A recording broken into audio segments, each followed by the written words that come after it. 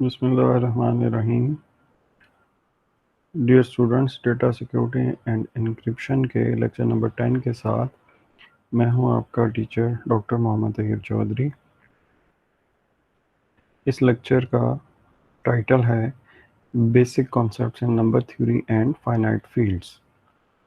आज का एजेंडा, आज हम basic concepts in number theory and finite fields में खसूसी तौर पे मॉड्यूलर अरिथमेटिक और finite fields of the form GF Galois finite field of the order 2n discuss करेंगे। इस सिलसिले में हम बुक के चैप्टर नंबर 4 की तरफ चलते हैं। ये आपके कोर्स की जो रिकमेंडेड बुक है, विलियम स्टार्लिंग्स की एडिशन 6, ये उसका चैप्टर नंबर 4 है जी। तो स्टूडेंट, आई होप आप स्क्रीन पे चैप्टर नंबर 4 देख सकते हैं। इसका टाइटल है basic concepts in number theory and finite fields. सिलसिले में कुछ बेसिक कॉन्सेप्ट्स हम क्लियर कर लें। ये कॉन्सेप्ट बेसिक मैथ के हैं जो कि आप इससे पहले भी कई दफ़ा पढ़ चुके होंगे। सबसे पहली चीज़ है डिविजिबिलिटी। डिविजिबिलिटी का मतलब है कि कोई भी नॉन ज़ीरो नंबर b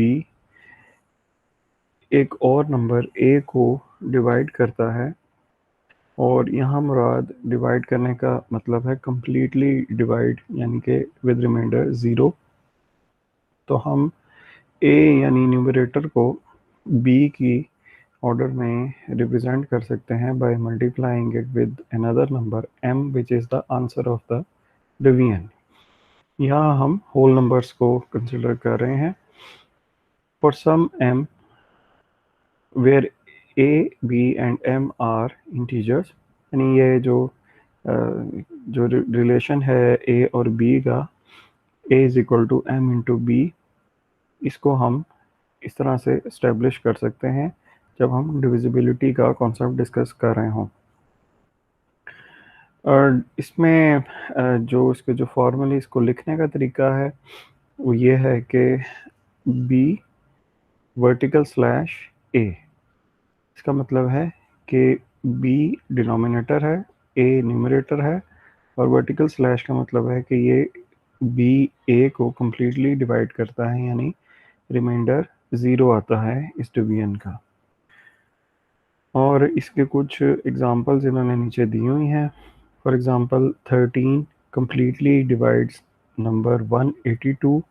ये आप कैलकुलेट करके देख सकते हैं, रिमाइंडर 0 आएगा इसका। और -5 कम्प्लीटली डिवाइड नंबर 30, ये भी आप चेक कर लें, यानी इसका जो मॉडुलस है जिसको कहेंगे या रिमाइंडर है वो 0 आएगा। इसकी कुछ बेसिक जो प्रॉपर्टीज़ हैं डिविजिबिलिटी की, वो अगर हम देखें तो उसमें एक जो पहली प्रॉपर्टी है वो ये है कि अगर a नंबर 1 को कम्प्लीटली डिवाइड करता है तो उसका मतलब है कि a खुद 1 यानी +1 या -1 है। इसके अलावा a अगर b को कम्प्लीटली डिवाइड करता है और b a को कम्प्लीटली डिवाइड करता है तो इसका मतलब है कि a और b इक्वल हैं। ज़्यादा से ज़्यादा ये हो सकता है कि इन दोनों का साइन जो है वो एक दूसरे से डिफरेंट हो, यानी एक नेगेटिव है तो दूसरा पॉजिटिव हो। और कोई भी नंबर 0 को कम्प्लीटली डिवाइड करता है, ये तो एक आम फैंसी बात है। फिर अगर एक नंबर a b को कम्प्लीटली डिवाइड करता है और b फर्दर c को कम्प्लीटली डिवाइड करता है तो उसका मतलब है कि a नंबर c को कम्प्लीटली डिवाइड करेगा।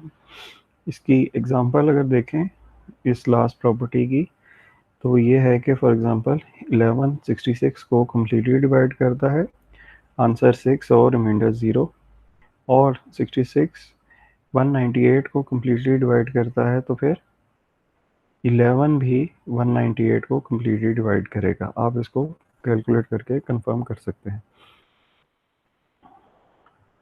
अगर b नंबर g को कम्प्लीटली डिवाइड करता है और b एक और नंबर h को भी कम्प्लीटली डिवाइड करता है तो फिर उन दोनों नंबर्स को अपनी अपनी जगह पे m और n से मल्टीप्लाई करके जो आंसर है उनका एडिशन ले भी लें, तो जो आंसर आएगा इस कॉम्प्लेक्स ऑपरेशन का वो भी b उसको भी कम्प्लीटली डिवाइड करेगा।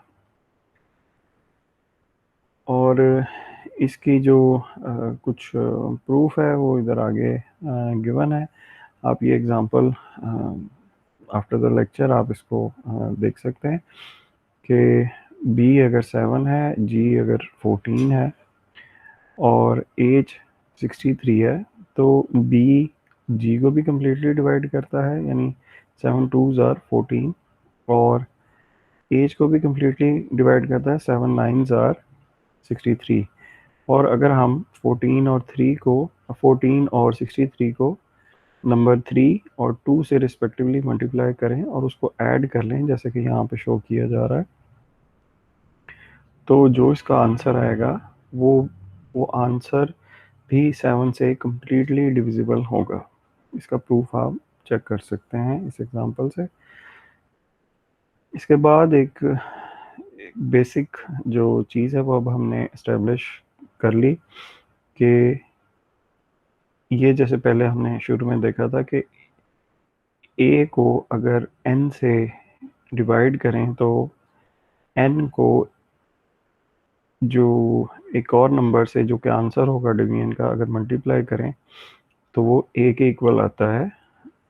अगर हम इसको जो उसके साथ जो उसका रिमाइंडर है अगर हम कंसिडर करें कि इट कैन बी 0 और ग्रेटर देन 0, तो फिर हमें यहाँ पे एक रिमाइंडर का जो वेरिएबल है ऐड कर दें, तो हम a को फिर इस तरह से एक्सप्लेन कर सकते हैं या एक्सप्रेस कर सकते हैं in terms of the denominator and the remainder के a is equal to q multiply by n plus the remainder where remainder is greater than equal to 0 and remainder is always less than n.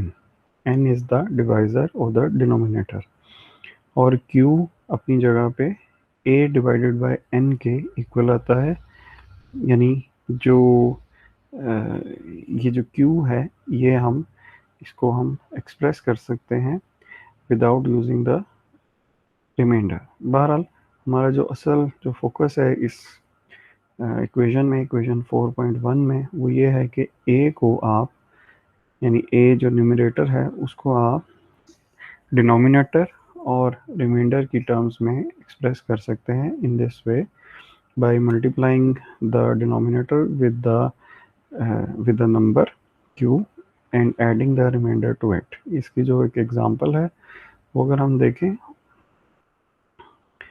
कि for example ये एक number series है, एक line जो graphical line आपके सामने है, उसमें नंबर a इधर एग्जिस्ट कर रहा है, जबकि नंबर n जिससे कि हम a को डिवाइड करने वाले हैं वो a से स्मॉलर है और यहाँ पे एग्जिस्ट कर रहा है। अब अगर हम n को पॉजिटिव नंबर से मल्टीप्लाई करते जाएं, जबकि हम कंसिडर कर रहे हैं कि a भी पॉजिटिव है, ये 0 है इस लेफ्ट मोस्ट साइड पे, सो ये सारे नंबर जो हैं ग्रेटर देन 0 हैं, पॉजिटिव नंबर्स हैं।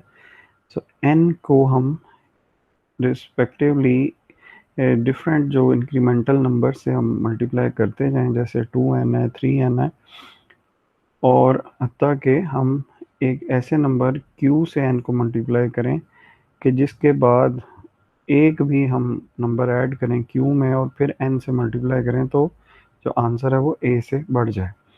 सो ये जो q है ये बेसिक जो हम स्कूल में भी मैथ पढ़ते आए हैं ये वही कॉन्सेप्ट है कि n को उस नंबर से मल्टीप्लाई करें कि जो आंसर आएगा इस मल्टीप्लिकेशन का वो a से स्मॉलर भी हो और जो q है यानी n को जिस नंबर से मल्टीप्लाई कर रहे हैं वो उससे पहले जितने भी नंबर से पॉसिबली मल्टीप्लाई हो सकता है उनमें से सबसे बड़ा हो। मसलन q कैन बी 1 और q can be greater than 1, लेकिन जो भी आंसर आएगा q को n से मल्टीप्लाई करके वो a से स्मॉलर होना चाहिए, और q से एक भी नंबर बढ़ जाए, q में 1 प्लस कर दें, तो अब जो आंसर आएगा मल्टीप्लिकेशन का वो a से एक्सीड कर जाए। तो उससे पहले तक यानी q मल्टीप्लाई बाय n की वैल्यू और a की वैल्यू के दरमियान जो डिफरेंस है वो है रिमाइंडर, और q प्लस 1 और मल्टीप्लाई बाय n और क्यू एन के दरमियान जो डिफरेंस है वो it is exactly equal to n। बहरहाल इसकी जो एक जो प्रैक्टिकल एग्जांपल है वो आपके सामने है, आप इसको बाद में चेक कर सकते हैं।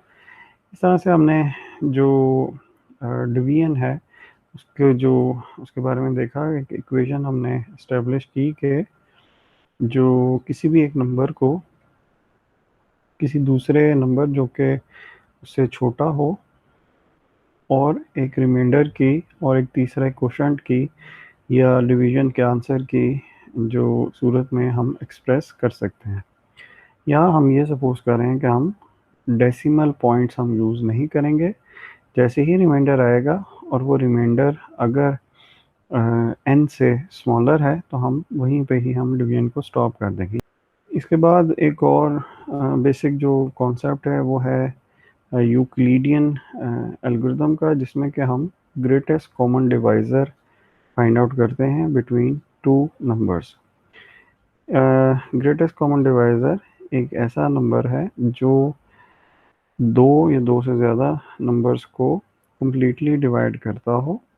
हम सिंप्लिसिटी के लिए दो डिफरेंट नंबर्स की एग्जांपल लेते हैं कि दो डिफरेंट नंबर्स को अगर एक नंबर कम्प्लीटली डिवाइड करता है तो वो उन दोनों नंबर्स का डिवाइज़र है, कॉमन डिवाइज़र है क्योंकि दोनों नंबर को डिवाइड करता है, और ऐसे जितने भी नंबर्स हैं जो कि उन दोनों नंबर्स को कम्प्लीटली डिवाइड करते हैं, उन सब नंबर्स में से जो सबसे बड़ा नंबर होगा उसको हम ग्रेटेस्ट कॉमन डिवाइज़र कहेंगे।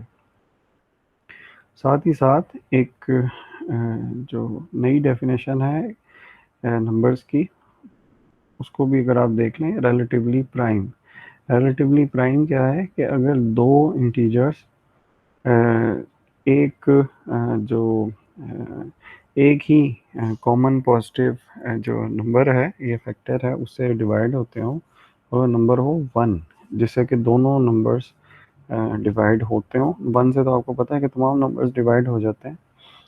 तो अगर दो ऐसे डिफरेंट नंबर्स हैं जो 1 के अलावा किसी और नंबर से कॉमनली डिवाइड नहीं होते हैं, कम्प्लीटली डिवाइड नहीं होते हैं, तो हम उनको कहेंगे कि ये आपस में रिलेटिवली प्राइम है।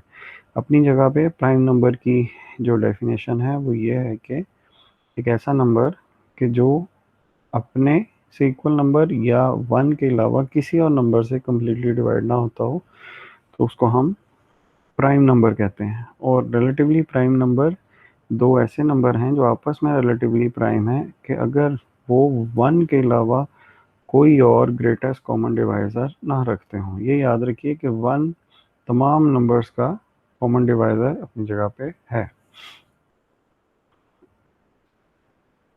ग्रेटेस्ट कॉमन डिवाइज़र को GCD से भी रिप्रेजेंट करते हैं। अब आइए हम इसकी कुछ प्रॉपर्टीज़ देखते हैं। पहली बात है कि C for example is a divisor of A end of B। तो फिर C जो है वो कॉमन डिवाइज़र हो गया दोनों नंबर्स का, A और B का।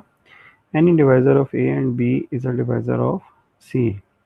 अगर हम C को ग्रेटेस्ट कॉमन डिवाइज़र कंसिडर करना चाहेंगे तो ऐसे तमाम नंबर्स के जो A और B को कम्प्लीटली डिवाइड कर रहे हैं, C उन सब नंबर्स में से सबसे बड़ा नंबर होगा, जिसको केस आगे इस एक इक्वेशन फॉर्म में भी इसको एक्सप्लेन किया गया है।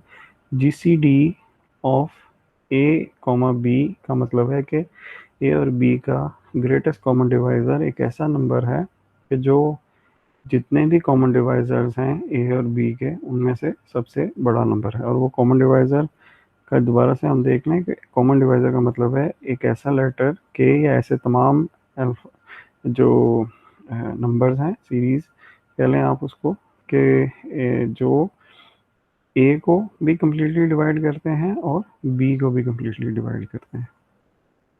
For example, greatest common divisor of 60 and 24 is 12। अगरचे ये 2 भी इनको दोनों को कम्प्लीटली डिवाइड कर रहा है, 3 भी कर रहा है, और भी नंबर होंगे, लेकिन उन तमाम नंबर्स में से नंबर 12 जो है वो सबसे बड़ा है, इसलिए हम इसको GCD ऑफ 60 एंड 24 12 ही हम डिक्लेयर करेंगे। अब बात यह है कि जो क्रिप्टोग्राफी है, ये इसको अगर आपने इसको डेवलप करना है या समझना है तो आप इससे पहले भी शायद आपको अंदाज़ा हो गया हो कि इसमें मैथमेटिक्स बहुत ज़्यादा इन्वॉल्व हो सकता है।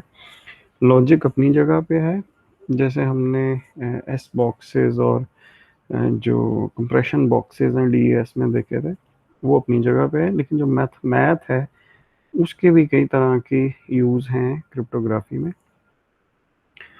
तो जो इनमें से बेसिक जो एक जो कॉन्सेप्ट है मैथ का, जो क्रिप्टोग्राफी को समझने के लिए ज़रूरी है, वो है जी ग्रेटेस्ट कॉमन डिवाइज़र का। इसकी क्या अहमियत है, इसको भी लेक्चर में आगे चल के आपको इसका अंदाज़ा हो जाएगा। ये इक्वेशन अगर आपको याद हो तो हम इससे पहले इक्वेशन 4.1 में इसको देख चुके हैं कि किसी भी एक नंबर को अपने से छोटे डिफरेंट नंबर्स के ऑर्डर में रिप्रेजेंट किया जा सकता है। For example a is equal to a number q1 multiply by number b plus number r1, where a can be expressed as a numerator, b as a denominator in a division operation, and q is the non-decimal answer of the this mathematical operation, and r is the remainder where r is greater than equal to 0 and always less than b। ये हम पहले देख चुके हुए हैं।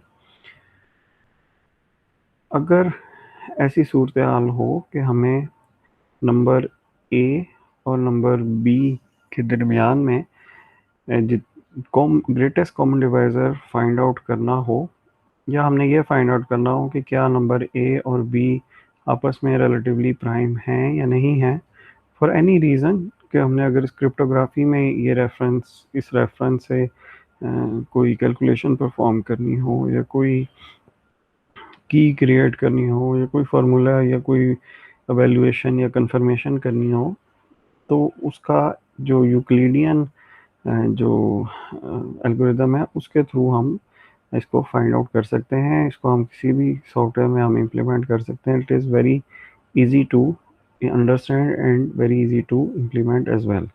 इसकी जो जो प्रैक्टिकल एग्जांपल है वो आगे दी हुई है। इसको थ्योरी को आप आफ्टर द लेक्चर आप एक नज़र देख सकते हैं। पहले ये अगर आप एग्जांपल समझ लें तो मैं समझता हूँ कि इससे आपको काफ़ी फ़ायदा हो जाएगा। इस एग्जांपल में बुक ने दो नंबर्स कंसिडर किए हैं जो कि काफ़ी ज़्यादा डिजिट्स वाले नंबर हैं। इसमें से एक जो ग्रेटर नंबर है या बड़ा नंबर है उसको आप समझ लीजिए कि a है, और एक जो रिलेटिवली स्मॉलर नंबर है उसको आप कंसिडर कर लीजिए कि b है। सो greatest common divisor of a और b अगर हमने फाइंड आउट करना है तो उसका जो एक रिकर्सिव वे से एक जो यूक्लिडियन एल्गोरिदम में एक इसका सलूशन है जो कि बहुत कम जो टाइम में आपको आंसर दे देता है।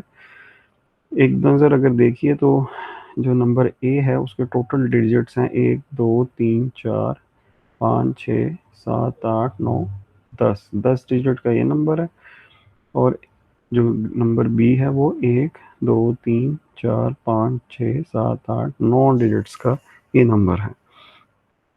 अब अगर आप कोई मैनुअली इसको परफॉर्म करना चाहें कोई कैलकुलेटर लेकर, तो भी आपको हो सकता है कि काफ़ी टाइम गुजर जाए कि आपको इवन ग्रेटेस्ट कॉमन डिवाइज़र की लिस्ट बनाने में ही काफ़ी टाइम गुजर जाए। उसके इब्तदाई चंद एक जो नंबर्स हैं उनको ही ढूंढने में काफ़ी टाइम लग जाए हो सकता है। नंबर 1 तो सभी का ग्रेटेस्ट कॉमन डिवाइज़र है, लेकिन इसके बाद आने वाले ग्रेटेस्ट कॉमन डिवाइज़र्स के लिए बेहतर है कि आप यूक्लिडियन एल्गोरिदम यूज़ कर लें। इसको आप सॉफ्टवेयर में भी इम्प्लीमेंट कर सकते हैं। ये एल्गोरिदम इस तरह से काम करता है कि सबसे पहले जो इनपुट है वो है जी letter number A represented by letter A and number B represented by B, alphabet B। और हमने ये देखा है कि हम अगर B A से छोटा है तो हम इस A को इस तरह से हम रिप्रेजेंट कर सकते हैं। सो हमें क्या करना है कि हम A को जो है B पे डिवाइड कर दें। सो द आंसर और द क्यू वुड बी 3 और जो हमारे पास रिमाइंडर आएगा वो ये बच जाएगा। अब हमने क्या करना है, एक रिकर्सिव वे से हमने काम करना है। इसके मल्टीपल जो स्टेप्स हैं, लेकिन हर स्टेप में एक ही जो तरह से कैलकुलेशन परफॉर्म होगी। आप समझ लें कि ये डिफरेंट राउंड्स हैं कैलकुलेशन के। उसमें होगा क्या, होगा ऐसे कि पिछले राउंड में की जो आउटपुट है वो अगले राउंड की इनपुट होगी। वो इस तरह से कि हर एक राउंड में आप एक जो बड़ा नंबर है उसको एक छोटे नंबर से आप डिवाइड करेंगे और जो आंसर आएगा और जो रिमाइंडर आएगा उसको नोट करेंगे। और जो एक राउंड में डिवाइज़र है और उस राउंड का जो रिमाइंडर है, इसको आप इस राउंड की इनपुट कंसिडर करते हुए इनको अगले राउंड में ए और बी के तौर पे इनपुट देंगे। मसलन यहाँ जो पहले राउंड में ए और बी आए हैं वो तो ओरिजिनल जो थे नंबर्स वो थे। इसके बाद से ऑनवर्ड जो डिवाइज़र होगा और जो रिमाइंडर होगा, डिवाइज़र को अगले राउंड के लिए ए और रिमाइंडर को अगले राउंड के लिए बी कंसिडर कर लिया जाएगा और यही डिवीजन ऑपरेशन दोबारा परफॉर्म किया जाएगा और ये तब तक होता रहेगा जब तक के रिमाइंडर 0 ना हो जाए। सो ये देखिए कि राउंड 1 में जो डिवाइज़र था वो नंबर बी था और जो रिमाइंडर था वो R1 है। सो अगले राउंड में हम क्या करेंगे कि हम b को R1 से डिवाइड करेंगे। b को यानी a की जगह रख के, R1 को हम b की जगह रख के यही सारी कैलकुलेशन फिर से परफॉर्म करेंगे। रिमाइंडर और जो डिवाइज़र है उसको हम अगले राउंड में इनपुट दे देंगे। इसे अगले राउंड में अगर देखिए तो जो इससे पिछले राउंड का जो डिवाइज़र था वो अब इस अगले राउंड में न्यूमरेटर बन गया है और जो रिमाइंडर था वो इस राउंड में डिवाइज़र बन गया है।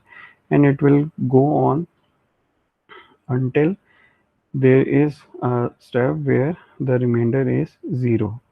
इस 0 जो जो रिमाइंडर वाला जो स्टेप होगा या राउंड होगा, हम इसके बाद ये रिकर्सिव जो कैलकुलेशन है इसको स्टॉप कर देंगे और उस राउंड में जो डिवाइज़र होगा उसको हम ग्रेटेस्ट कॉमन डिवाइज़र कंसिडर कर लेंगे। ये चीज़ आप रिलेटिवली स्मॉलर नंबर लेकर भी आप इसको चीज़ को प्रूव कर सकते हैं, इसको आप चेक कर सकते हैं। हम फ़िलहाल इसको जो बुक है इसी की एग्ज़ाम्पल पे ट्रस्ट करते हुए ये मान लीजिए कि जब आप रिकर्सिवली ये डिवीजन ऑपरेशंस परफॉर्म करेंगे तो आप बिलाखिर ग्रेटेस्ट कॉमन डिवाइज़र तक पहुंच जाएंगे। और अगर ग्रेटेस्ट कॉमन डिवाइज़र 0 नहीं आता तो बहरहाल ये देखिए कि ग्रेटेस्ट कॉमन डिवाइज़र से पहले ये देखिए कि जो रिमाइंडर है वो स्मॉल होता जा रहा है। जो ग्रेटेस्ट कॉमन डिवाइज़र है अगर वो जो रिमाइंडर है वो अगर 0 नहीं आता तो इसका क्या मतलब है कि बहरहाल रिमाइंडर तो स्मॉल होते जा रहे हैं। अगर रिमाइंडर 1 आ जाता है फॉर एग्ज़ाम्पल, 1 के बाद जो अगला राउंड होगा उसमें ज़ाहिर है कि 1 तो हर एक नंबर का डिवाइज़र है तो उससे अगले राउंड में 0 आ जाएगा। अगर जो जिस राउंड में 0 आता है उसमें जो डिवाइज़र है वो 1 है तो इसका मतलब है कि ओरिजिनल नंबर जो a और b हैं वो आपस में रिलेटिवली प्राइम है, क्योंकि इसके अलावा कोई और नंबर नहीं होगा कि जो इन दोनों को कम्प्लीटली डिवाइड करे।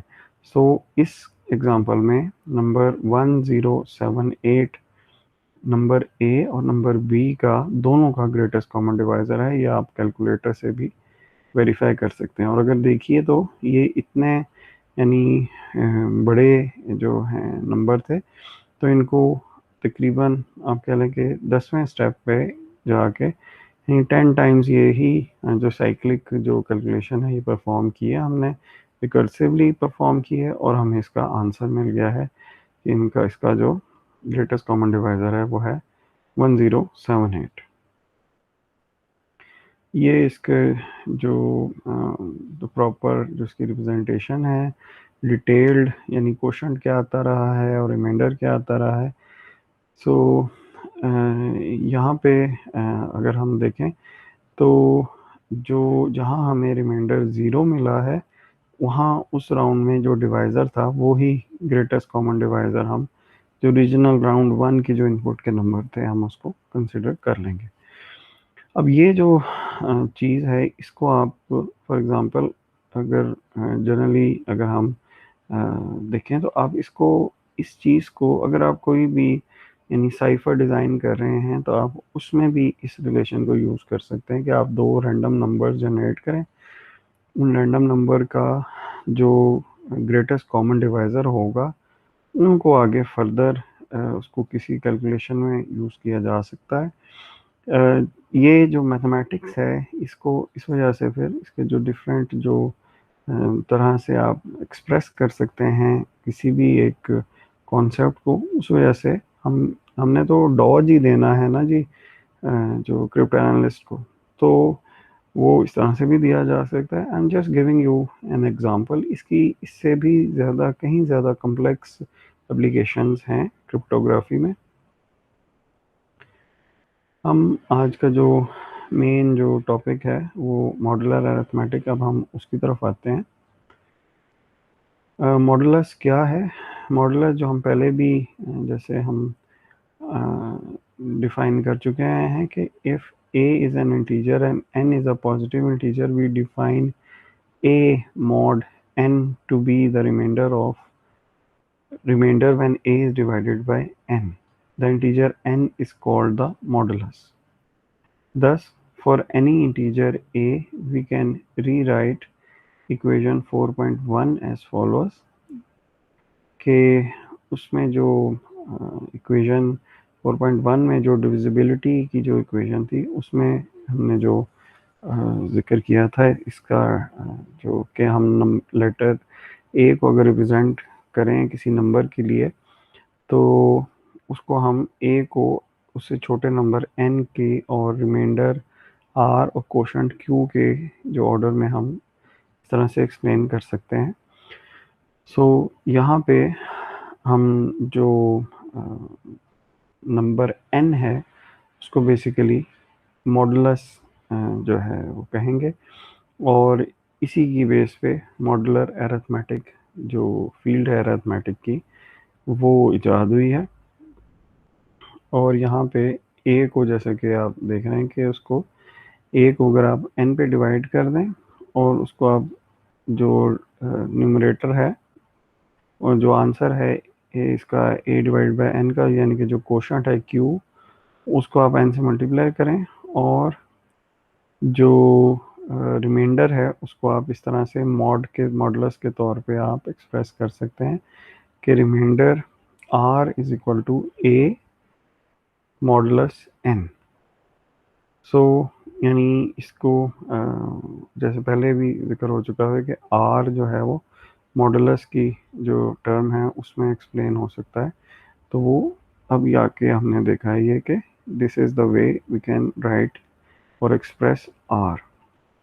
इसकी अगर एग्जांपल लें तो 11 मॉड 7 इज इक्वल टू 4, यानी 11 को अगर हम 7 से डिवाइड करें तो जो रिमाइंडर है वो 4 आएगा। यानी हम अब जो जो मॉडुलस का जो आपको पता है कि जो आंसर होता है वो रिमाइंडर होता है, वो कोशंट नहीं होता है। इसके अलावा -11 मॉड 7 इज इक्वल टू 3। ये याद रखिए कि नेगेटिव नंबर को अगर आप पॉजिटिव नंबर से डिवाइड कर रहे हैं तो उसका एक तरीका ये है कि उस नेगेटिव नंबर में ये पॉजिटिव नंबर मुसलसल उस वक्त तक ऐड करते जाएं जब तक कि आपको पहला पॉजिटिव इंटीजर नहीं मिलता। तो वो जो पहला पॉजिटिव इंटीजर होगा वो मॉडुलस होगा इस ऑपरेशन का, यानी -11 मॉड 7 का जो आंसर है, यानी जो रिमाइंडर आप कहें तो वो है 3। Two integers a and b are said to be congruent modulo n if a mod n is equal to b mod n. This is written by a triple horizontal lines b mod n। यानी आप कह लें कि modulus की दुनिया में दो numbers को हम इक्वल कह सकते हैं इस सूरत में कि जब हम दोनों को मॉड कैलकुलेट करें विद अ नंबर n तो आंसर सेम आए। तो हम कहेंगे कि ये दोनों नंबर्स तकरीबन इक्वल हैं, या मॉडुलस अरिथमेटिक में हम इनको सेम कहेंगे, क्योंकि ये दोनों नंबर्स का जब हम मॉड कैलकुलेट करते हैं विद n तो आंसर सेम आता है दोनों साइड पे। तो ये जो ये एक्सप्रेशन है इसका क्या मतलब है कि a mod n is equal to b mod n। तो जो इसको अगर मुख्तसर करके दिखा जाए तो इस तरह a 3 lines b mod n। इसकी एग्जांपल अगर देखें तो 73 और 4 को अगर आप 23 से उसका मॉडुलस अगर कैलकुलेट करें तो आंसर 73 मॉड एन मॉड 23 का भी वही होगा और 4 मॉड 23 का भी आंसर वही होगा।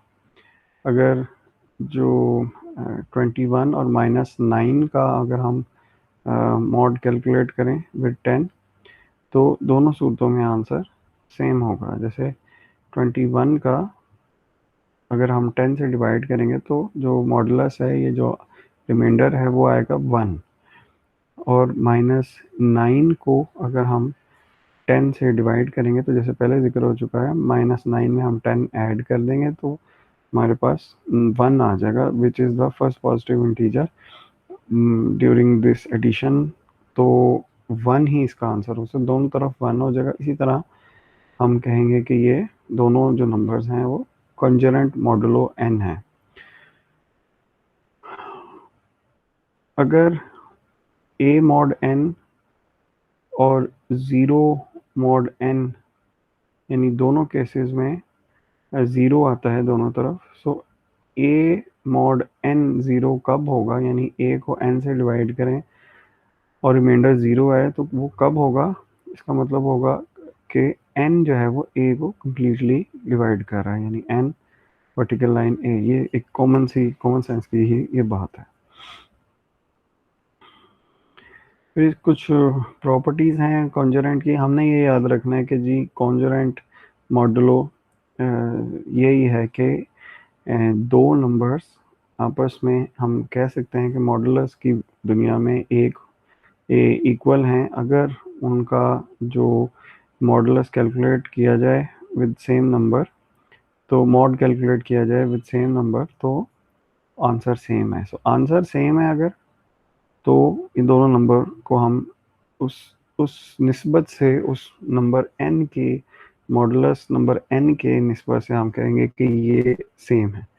सो ये इस वजह से मतलब आप देखिए कि इन चीज़ों को आप क्रिप्टोग्राफी में कई जगहों पे आप यूज़ कर सकते हैं कि भाई दो नंबर्स हैं, हमें नहीं पता कि ये इनका आपस में क्या लिंक है। हो सकता है कि अब अगर इस लेक्चर के बाद आप ये सोचें कि अच्छा नंबर ए और नंबर बी का ये लिंक हो सकता है कि अगर इनको किसी एक ख़ास नंबर से दोनों को मॉड कैलकुलेट करें तो आंसर सेम आता है। सो ये भी देखिए कि जो दोनों नंबर्स का जो डिफरेंस है वो डिफरेंस उस n जो नंबर n है वो उस डिफरेंस को कम्प्लीटली डिवाइड कर लेगा।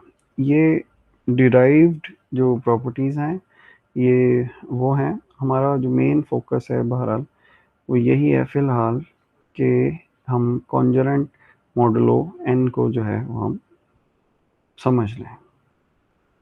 फिर मॉडुलर अरिथमेटिक के डिफरेंट जो ऑपरेशंस हैं ये याद रखिए, मॉडुलर अरिथमेटिक में अगर हम दो नंबर्स को मल्टीप्लाई कर रहे हैं, ऐड कर रहे हैं, माइनस कर रहे हैं, जो फाइनल हमारे पास आंसर आएगा वो मॉड एन कैलकुलेट करके जो उसका आंसर होगा वो उस एडिशन या माइनस या मल्टीप्लिकेशन का आंसर होगा। जैसा कि हमारे सामने है कि अगर हमने दो नंबर्स को ऐड करना है, a प्लस बी करना है, तो मॉडुलस n की दुनिया में या n के सिस्टम में इसका जो असल आंसर है वो होगा a plus B mod n।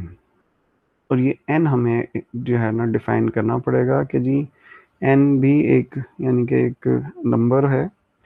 सो इस बुक के में जो है सारे पॉजिटिव नंबर हैं, ग्रेटर देन ज़ीरो नंबर हैं, 1 या इससे बड़े नंबर हैं। तो फॉर एग्जांपल अगर हम नंबर n को हम इक्वल करते हैं 2 के इक्वल रखते हैं, तो a प्लस बी मॉड 2 जो आंसर होगा वो 2 के मॉडुलर अरिथमेटिक में a प्लस बी का आंसर एक्चुअली वो होगा। और मॉडुलस में अगर आप देखें, यानी जो रिमाइंडर है उसको अगर आप नोट करें तो वो रिमाइंडर की जो रेंज है वो क्या है, 0 से n-1 तक। यानी अगर n को हम 2 कंसिडर करें तो हम किसी भी नंबर को 2 से डिवाइड करें तो हमारे पास आंसर जो रिमाइंडर है, मॉडुलस का जो आंसर है यानी रिमाइंडर है वो या 0 आएगा या 1 आएगा, 2 नहीं आएगा, 2 से बड़ा नंबर नहीं आएगा, क्योंकि ये हम रिमाइंडर की बात करें। सो n अगर जो डिनोमिनेटर है तो जो रिमाइंडर है वो हम जैसे पहले देख चुके हैं कि वो 0 से इक्वल या बड़ा होगा और n से हमेशा छोटा होगा।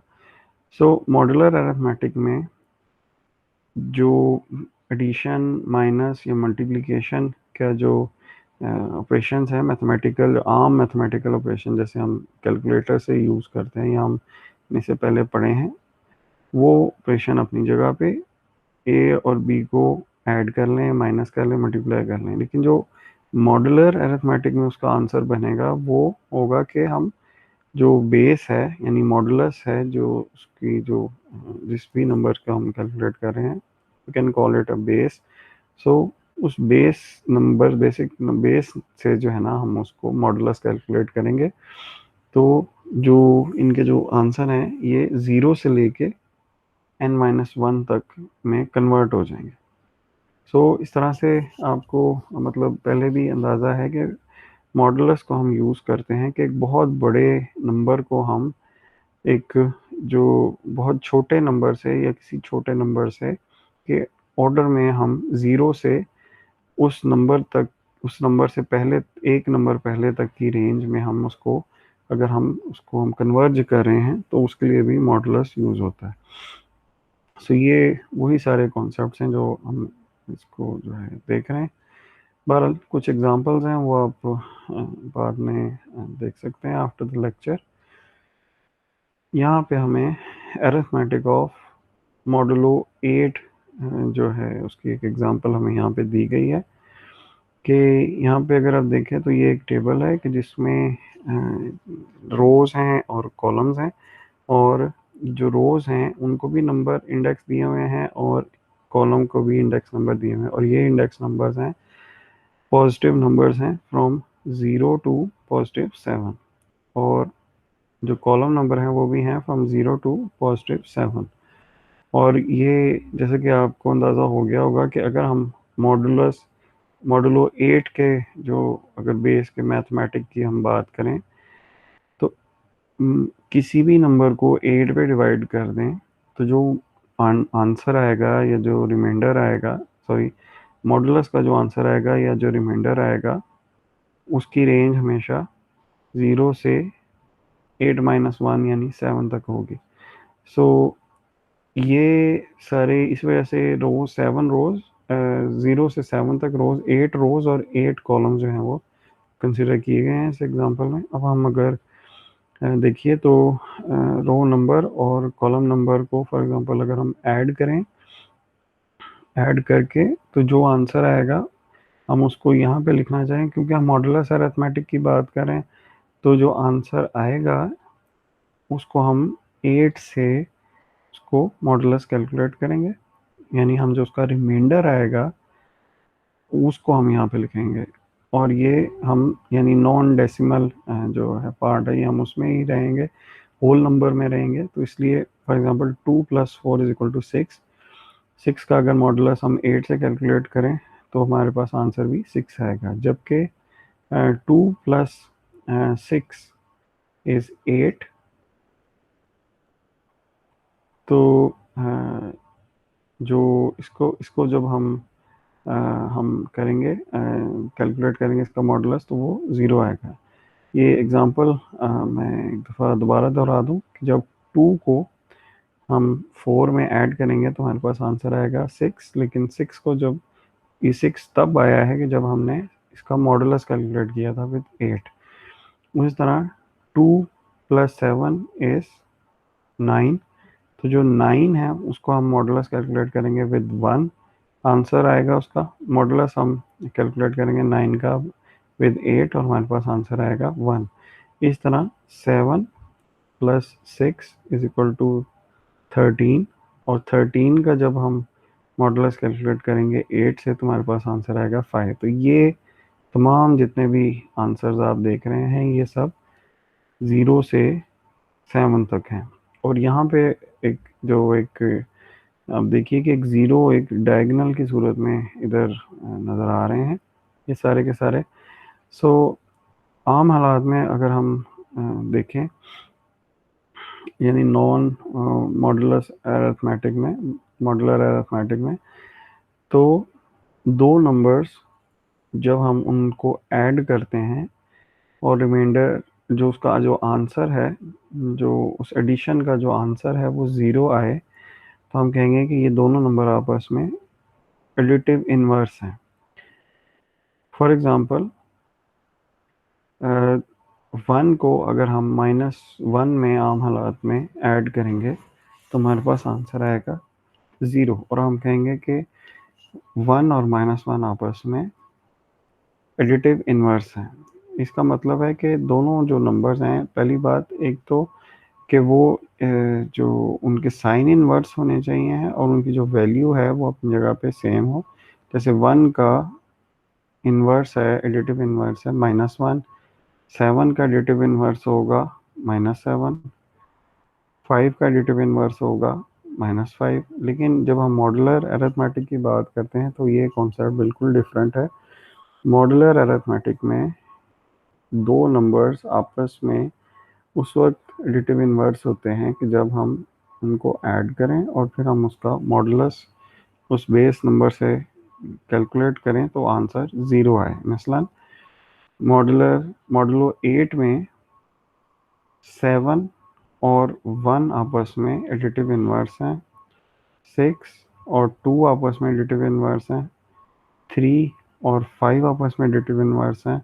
यानी आम हालात में जो नंबर्स ऐड करके 8 आता है जहाँ जहाँ पर भी, वहाँ पे मॉडुलस में जो टेबल बनेगा उधर हम मॉडुलस कैलकुलेट करेंगे तो वहाँ सब जगहों पे वो 0 आएगा। और हम ये कह सकते हैं कि ये सारे नंबर आपस में एडिटिव इनवर्स हैं। अब ये देखिए कि क्रिप्टोग्राफी में आप इस चीज़ की भी हेल्प ले सकते हैं। भी दो नंबर्स यूज़ हुए हैं किसी भी एक फार्मूले में, या एक नंबर को देखकर उसका दूसरा नंबर जो है वो जनरेट किया गया है। मसलन 7 को देखकर तो 1 जनरेट किया गया है।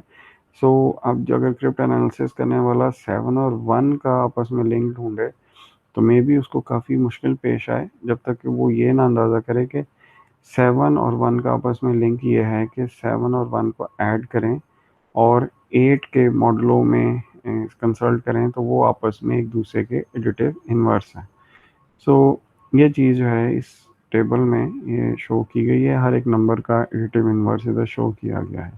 जिस तरह एडिटिव इनवर्स एग्जिस्ट करते हैं उसी तरह फिर मल्टीप्लिकेटिव इनवर्स भी एग्जिस्ट करते हैं। ये मल्टीप्लिकेशन का टेबल है इन मॉडुलो 8 अरिथमेटिक, जिसमें कि वही 8 जो रोज़ हैं और 8 कॉलम्स हैं फ्रॉम 0 to 7। ये वही पॉसिबल वैल्यूज़ हैं कि जो रिमाइंडर की हो सकती हैं जब आप किसी भी नंबर को 8 से डिवाइड करेंगे। और इनको आपस में रो इंडेक्स और कॉलम इंडेक्स को मल्टीप्लाई किया गया है यहाँ पे, और जो आंसर आएगा उसको 8 से उसका मॉडुलस कैलकुलेट करके जो मॉडुलस या रिमाइंडर है वो यहाँ पे लिखा गया है, यानी कि जो मॉड है वो यहाँ पे लिखा गया है। सो यहाँ पे अगर आप देखेंगे 5 multiply by 5 is equal to 25, और इसका जो आप मॉडुलस कैलकुलेट करेंगे 8 से तो आपके पास आएगा answer 1। So 1 is actually the answer of multiplication of 5 multiply by 5 when we are talking about modulo 8 arithmetic। सो इसी तरह से ये सारे जो सेल्स हैं उनकी वैल्यूज़ को फिल किया गया है by multiplying the row and column number and then calculating the modulus 8। अब हमने भी बात की एडिटिव इन्वर्स की। अब अगर मल्टीप्लिकेटिव इन्वर्स की बात करें तो आम मैथमेटिक्स में मल्टीप्लिकेटिव इन्वर्स वो दो नंबर होते हैं कि जिनको आपस में मल्टीप्लाई किया जाए तो जो आंसर है वो 1 है। सो आमतौर से दो नंबर्स जिनको कि आपस में मल्टीप्लाई करें और आंसर 1 आए, वो एक उनमें से किसी एक नंबर का दूसरा नंबर इन्वर्स होता है। अच्छा, 4 को हम 1/4 से मल्टीप्लाई करेंगे तो आंसर 1 आएगा। ये हम मैथमेटिक्स में हम अभी तक पढ़ते आए हैं। मॉड्यूलर अरिथमेटिक में वो नंबर आपस में मल्टीप्लिकेटिव इन्वर्स होते हैं कि जिनको मल्टीप्लाई करके जो मॉडलो जिस नंबर के बेस के मुताबिक हम जो उसको हम डिज़ाइन कर रहे हैं या हम कंसिडर कर रहे हैं उसकी कैलकुलेशन को, उससे हम मॉडुलस कैलकुलेट करें। मसलन 7 मल्टीप्लाई बाय 7 इज़ 49। जब हम उसको 8 से उसका मॉडुलस कैलकुलेट करेंगे तो हमें आंसर आएगा 1। सो हम कहेंगे कि जो 7 है उसका मल्टीप्लिकेटिव इन्वर्स है 7, 1/7 नहीं है। ये तो चलें दोनों एक जैसे नंबर थे। अब हम कोई डिफरेंट नंबर अगर हम जो है इसको चेक करें तो हमारे सामने जो आता है फॉर एग्जांपल 5 है। सो 5 को हम ये देख लेंगे 5 की जो रो है उसमें 1 कहाँ पे एग्जिस्ट कर रहा है, या 5 का कॉलम है उसमें 1 कहाँ एग्जिस्ट कर रहा है। तो वहाँ पर भी हमें 5 मल्टीप्लाई बाय 5, उसी तरह से 3 मल्टीप्लाई बाय 3। सो इस तरह से ये अगर हम देखें तो जो मल्टीप्लिकेटिव इन्वर्स हैं वो हमें उसी नंबर का मल्टीप्लिकेटिव इन्वर्स यहाँ पे मिल रहा है जो नंबर जिसको हम कंसिडर कर रहे हैं, लेकिन ये 1/5 नहीं है, इट इज़ 5।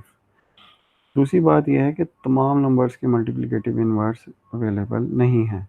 मसलन 2 का अवेलेबल नहीं है, 4 का अवेलेबल नहीं है, 6 का अवेलेबल नहीं है। क्यों? क्योंकि इनको जितने भी नंबर से हमने मल्टीप्लाई करके मॉडुलस कैलकुलेट किया हमें आंसर 1 नहीं मिला।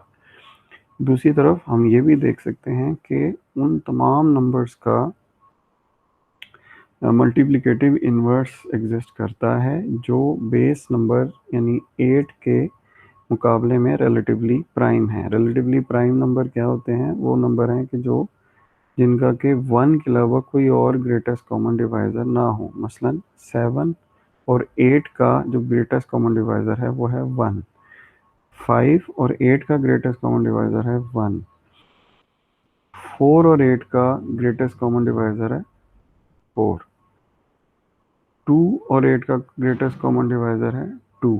6 और 8 का ग्रेटेस्ट कॉमन डिवाइज़र है 2। नॉट सब जहाँ जहाँ हमें मल्टीप्लिकेटिव इन्वर्स नहीं मिल रहा वहाँ पे जो ग्रेटेस्ट कॉमन डिवाइज़र है वो 1 से बड़ा है।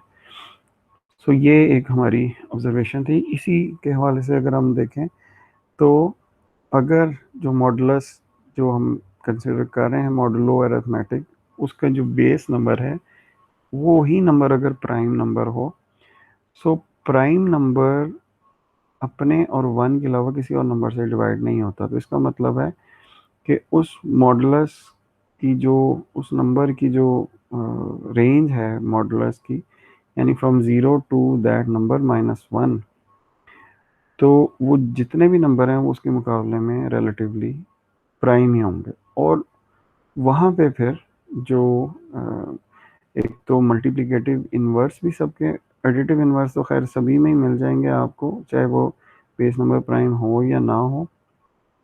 अलबत्ता मल्टीप्लिकेटिव इन्वर्स आपको वही तमाम जो रेंज है उसके आपको मिलेंगे कि जहाँ पे जो बेस है नंबर मॉडुलो अरिथमेटिक की वो नंबर प्राइम नंबर हो, जैसे कि फॉर एग्जांपल नंबर 7 है।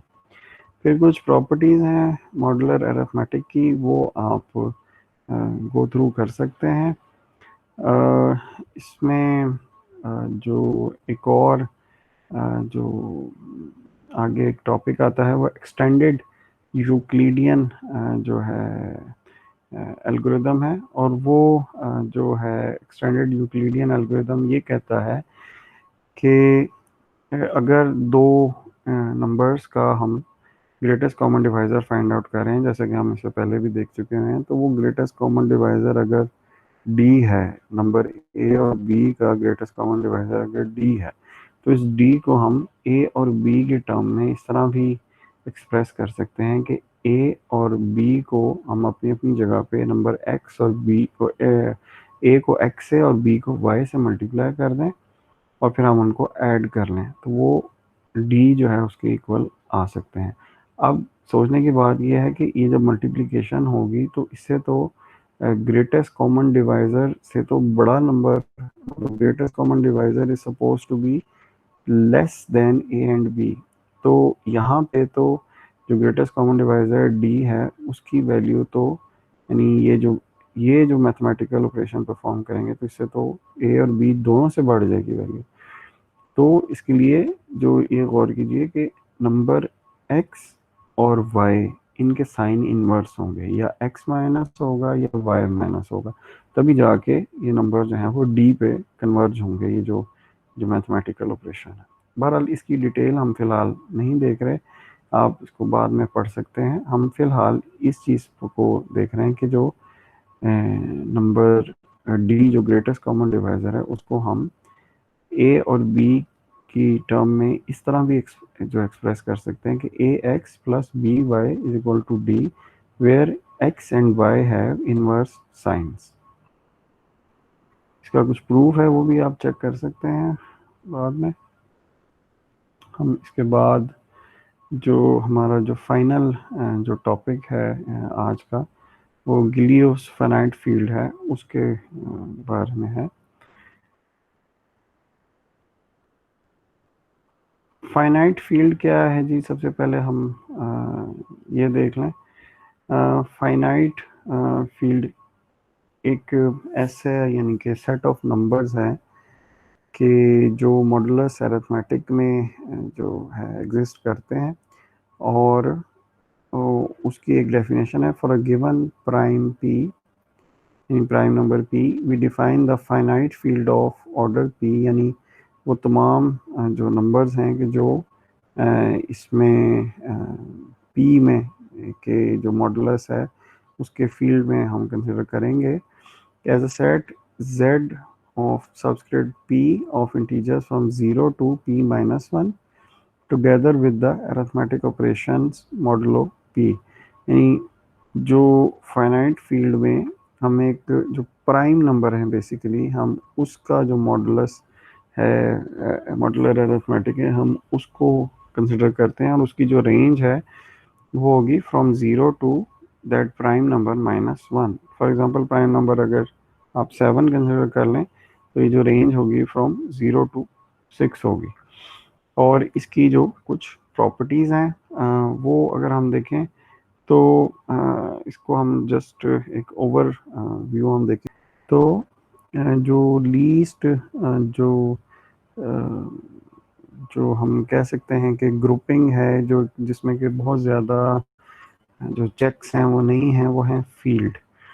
और फील्ड में क्या है कि जी एडिशन और उसकी एसोसिएटिविटी, एडिटिव आइडेंटिटी और एडिटिव इनवर्स, यानी एक ऐसी सीरीज़ हम कंसिडर करें नंबर्स की कि जिसमें जो हम दो नंबर्स को कोई भी from 0 to that number p-1 जो रेंज है हमारे पास नंबर्स की, हम उसको कंसिडर करें तो उसमें आने वाले जितने भी नंबर हैं उनमें से किसी भी नंबर को हम किसी भी दूसरे नंबर से ऐड करें तो जो आंसर है हमें उसी यानी जो सीरीज़ है उसमें से मिल जाए। रिमेंबर दैट कि जो आंसर है वो हम आफ्टर कैलकुलेशन ऑफ मॉडुलस हम देखेंगे। तो इसमें से जो देखा जाए तो जो एक जो नॉन प्राइम और प्राइम नंबर उन दोनों के लिए जो एडिशन की जो क्लोजर है वो है, यानी अभी जैसे हमने 8 की एग्जांपल देखी है मॉडुलो 8 की, तो उसमें तमाम नंबर्स का जो है एडिशन अगर हम देखें तो जो रेंज आती है वो सारी की सारी वो फ्रॉम 0 टू 7 ही आता है आंसर हमारे पास, जो ज़्यादा से ज़्यादा। उसी तरह दीगर जो प्रॉपर्टीज़ हैं और एडिटिव इन्वर्स भी है। सो एडिटिव इन्वर्स भी हमने जैसे देखा कि नंबर 8 के मॉडलों में सभी नंबर्स का एडिटिव इन्वर्स जो है एग्जिस्ट करता है। हाँ, जो नई चीज़ एग्जिस्ट कर रही वो क्या थी, मल्टीप्लिकेटिव इन्वर्स सारे नंबर्स का एग्जिस्ट नहीं कर रहा था, क्योंकि तमाम नंबर्स बेस जो मॉडलो 8 का जो हम बेस 8 कैलकुलेट कंसिडर कर रहे थे उसके मुकाबले में रिलेटिवली प्राइम नहीं थे।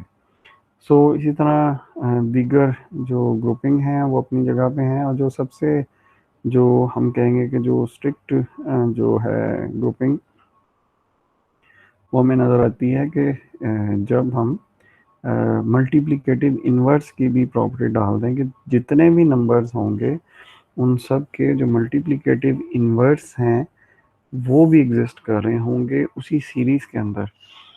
तो ये जो एक मतलब एक जो फील्ड है उसमें से मल्टीपल फील्ड में से कुछ इंटीग्रल डोमेन, फिर इंटीग्रल डोमेन में से कम्यूटेटिव रिंग, रिंग्स में कम्यूटेटिव रिंग में से रिंग, और फिर रिंग में से अबीलियन ग्रुप, और फिर उन अबीलियन ग्रुप में से ग्रुप। ये सबसे स्ट्रिक्ट जो है कंडीशंस के साथ जो नंबर्स हमारे सामने आएंगे, ये वो उनको हम जो है वो देखेंगे। और मतलब ये एक आप कह रहे हैं कि क्लासिफिकेशन है ऑफ डिफरेंट सीरीज की। Recall that we showed in section 4.3 जो इससे पहले गुजर चुका है कि z of n of integers from 0 to n minus 1 together with the arithmetic operations modulo n is a commutative ring. We further observed that any integer in z of n has a multiplicative inverse if and only if that integer is relatively prime to n, और इस पर discussion भी जो है वो की जा चुकी है। If n is prime then all of the non-zero integers in z of n यानी closure of set of those integers from 0 to n minus 1 are relatively prime to n, and therefore there exists a multiplicative inverse for all of the non-zero integers in z of n. Thus, for z of p, we can add the following properties to those listed in table 4.3 के multiplicative inverse भी हो। अगर ये property भी है अगर हमने रखनी है तो इसका क्या मतलब है कि जितने भी नंबर्स हैं वो बेस नंबर के हवाले से रिलेटिवली प्राइम हो, तो बेस नंबर जब तक प्राइम नंबर नहीं होगा ये प्रॉपर्टी पूरी नहीं हो सकेगी। सो इन शॉर्ट इस तमाम डिस्कशन का मतलब है कि जो रिलेटिवली जो प्राइम नंबर जब होंगे रेंज में तो वो तभी एग्जिस्ट करते हैं कि जब हम प्राइम नंबर का मॉडलो कंसिडर करें। इसमें इस सिलसिले में जो स्मॉलेस्ट जो फॉर एग्जांपल प्राइम नंबर है वो है हमारे पास 2। सो 2 के केस में अगर हम देखें तो जो हमारे पास इसका जो इसमें जो वैल्यूज़ हैं, जो रेंज है इसकी जो मॉडलों की, वो है 0 1 इधर भी और 0 1 इधर भी, और ये प्लस और ये मल्टीप्लाई के जो ऑपरेशन है ये वो परफॉर्म हो रहे हैं, और इसमें जो एडिटिव इन्वर्स और मल्टीप्लिकेटिव इन्वर्स है वो इधर मेंशन किए गए हैं।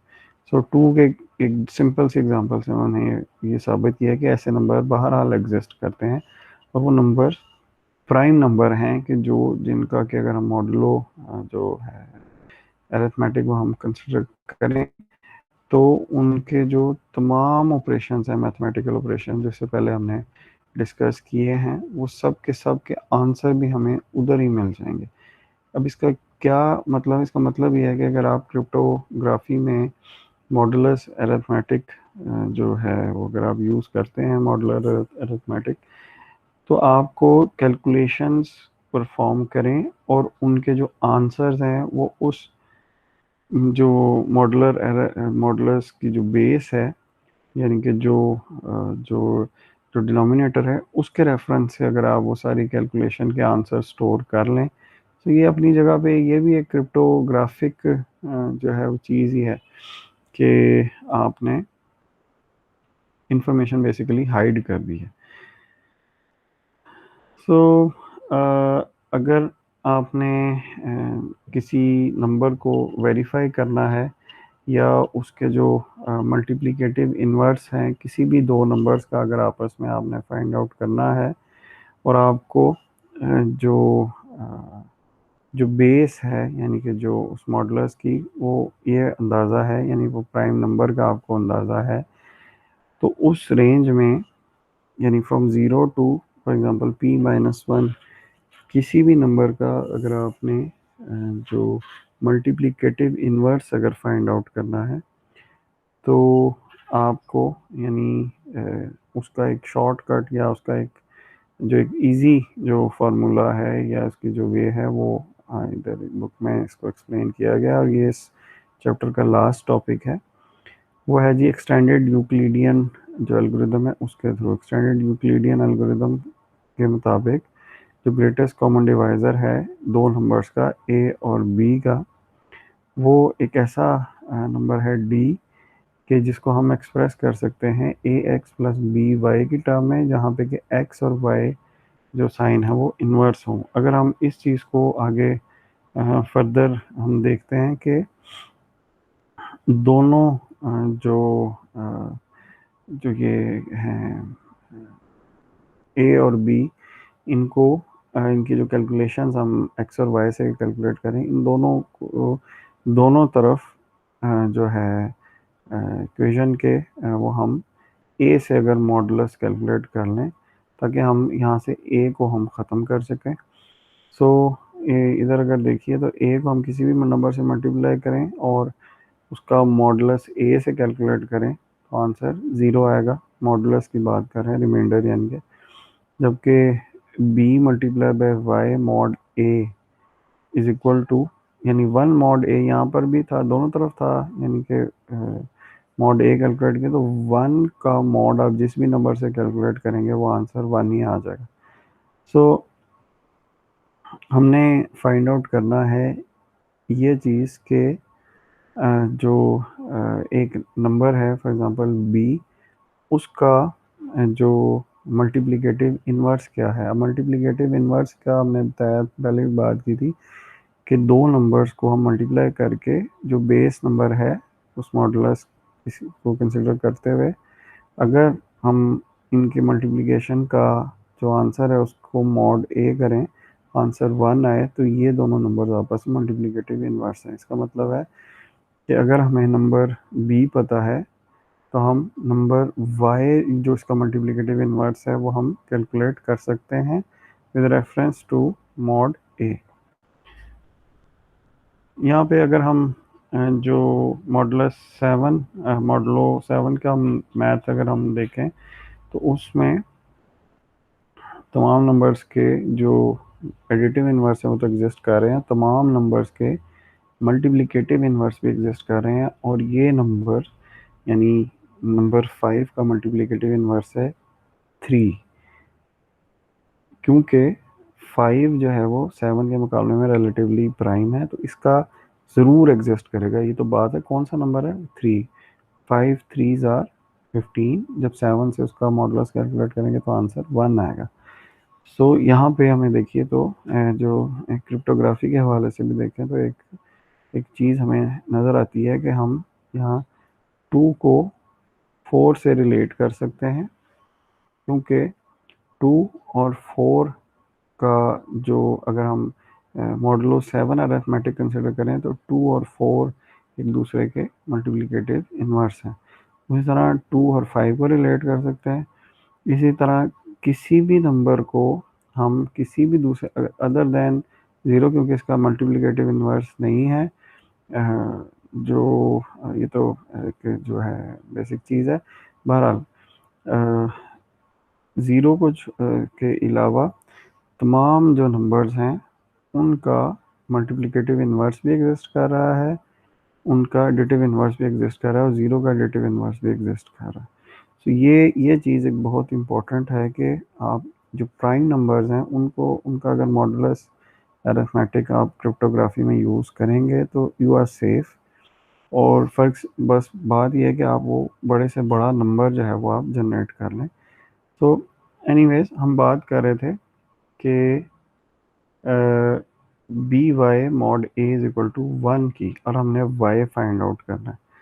सो इसका क्या मतलब है कि अगर b इंटू वाई मॉड ए का आंसर 1 आता है तो y और b आपस में मल्टीप्लिकेटिव इन्वर्स हैं with reference to mod a। So हम इसकी जो इक्वेशन है इसको अगर हम सॉल्व करें, हम एग्जांपल लेते हैं जी a की, वो है जी 1759। ये एग्जांपल इससे पहले भी बुक में आ चुकी है, इसी चैप्टर में आ चुकी है, वह बाद में देख सकते हैं। वो जो कि एक प्राइम नंबर है 1759, इसके मॉडुलस में यानी इसको मॉडुलो ए कंसिडर करते हुए एक नंबर फॉर एग्जांपल 550 का अगर हमने मल्टीप्लिकेटिव इन्वर्स फाइंड आउट करना है तो हम उसको इस इक्वेशन के फॉर्म में अगर हम लिखें, सो 1759 जो कि एक प्राइम नंबर है उसका और 550 के जो एक नॉन प्राइम नंबर है, पहली बात तो यह है कि दोनों आपस में रिलेटिवली प्राइम है। इसका मतलब है कि इनके दरमियान में ग्रेटेस्ट कॉमन डिवाइज़र एक ही है और वो है 1। सो अगर हम इसको इक्वेशन की फॉर्म में लिखें तो 179x plus 550y is equal to 1 या डी। तो अगर हम इसको सॉल्व करें तो जो जो यहाँ पे हम यानी दोनों तरफ वही मॉडुलस हम लें विद 1759 से, तो ये जो टर्म है तो ख़त्म हो जाएगी। तो फिर यहाँ पे सिर्फ रह जाएगा 550 by mod 1759 is equal to 1, और जब हम उसको सॉल्व करेंगे तो हमारे पास आंसर आएगा 355। सो 355 और 550 आपस में मल्टीप्लिकेटिव इन्वर्स हैं इन मॉडुलो 1759। सो ये तो था एक बेसिक जो मॉडुलर अरिथमेटिक का जो जो कॉन्सेप्ट थे, ताकि इससे आपको एक तो अंदाज़ा हो सके कि क्रिप्टोग्राफी में सिर्फ लॉजिक या सिंपल कैलकुलेशन नहीं है, बल्कि जो मॉडुलर अरिथमेटिक का एक कम्प्लेक्स जो कैलकुलेशन है वो भी आप यूज़ कर सकते हैं by devising different logics and formulas and representing different numbers with other numbers। For example, आपने सब्सटीट्यूशन परफॉर्म करनी है तो सब्सटीट्यूशन अगर आपने यानी कि नंबर किसी एक नंबर को किसी दूसरे नंबर से सब्सटीट्यूट करना है तो आप ये देख सकते हैं कि फॉर एग्ज़ाम्पल आप जो 5 है उसका नंबर 3 से सब्सटीट्यूट कर दें। अब नंबर 3 से क्यों सब्सटीट्यूट किया गया है, इसलिए कि ये दोनों नंबर्स 7 के मॉडुलस में एक दूसरे के मल्टीप्लिकेटिव इन्वर्स हैं। आप फॉर एग्जांपल नंबर 3 को नंबर 4 से सब्सटीट्यूट कर दें। सब्सटीट्यूशन की बुनियाद क्या है, वजह क्या है कि जी ये दोनों नंबर्स मॉडुलो 7 में एक दूसरे के एडिटिव इन्वर्स हैं। सो इस तरह से हमने तो इसको हाइड करना है, हमने क्रिप्ट एनालिस्ट को यानी मुश्किलात में उसको डालना है। सो इस वजह से ये जो मॉडुलस अरिथमेटिक है ये एक एग्जांपल है कि आप अरिथमेटिक को किस तरह से क्रिप्टोग्राफी में इंगेज कर सकते हैं। आइए हम स्लाइड्स की तरफ वापस चलते हैं। जी आई होप के आपको स्लाइड नज़र आ रही है। सो ये बुक का चैप्टर नंबर 4 हमने आज कवर किया है। नेक्स्ट टाइम हम एडवांस इंक्रिप्शन स्टैंडर्ड या AES को पढ़ना शुरू करेंगे। आप चैप्टर नंबर 4 जो आपकी बुक का है उसको आप गो थ्रू कीजिए, उसके अंदर एग्जांपल्स गिवन हैं, उनको देखिए, उसकी थ्योरी को समझने की कोशिश कीजिए। तब तक के लिए अल्लाह हाफिज़।